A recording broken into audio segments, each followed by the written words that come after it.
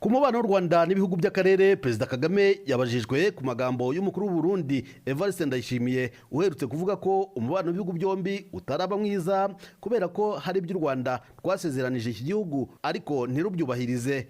Asa n'ubiseka, Kagame yavuze ko nta masezerano u Rwanda rwagiranye n'u Burundi ngo runanirwe kuyubahiriza. There is no commitment.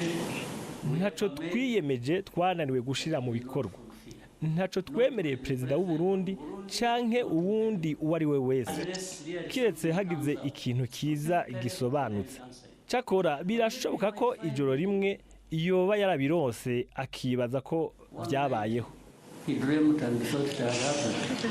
Perezida Kagame yavuze ko ubwo yavuganye n'umukuru w'u Burundi ari igihe havugwaga ingabo z'u Burundi mu majyaruguru ya Kivu. Gusa ngo icyo gihe Evariste Ndayishimiye yamubwiye ko nta ngabo ze ziri muri ako gace, nubwo Kagame we yemeza ko yari afite amakuru yizewe y'inzego z'iperereza.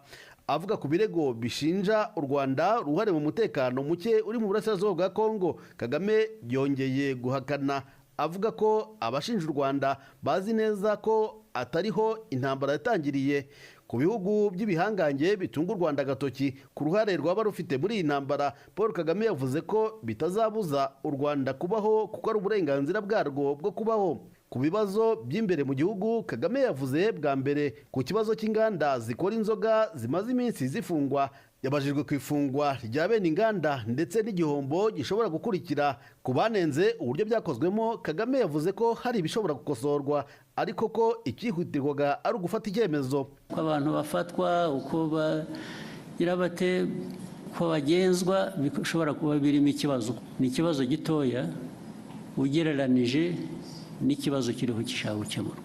Inzego zibishinzwe baba bakora ibintu bitari byo, bakwiye kubihindura, ariko ntabwo byavana abantu ku ntego yo guhangana n'icyo kibi abantu bagomba guhangana nacyo.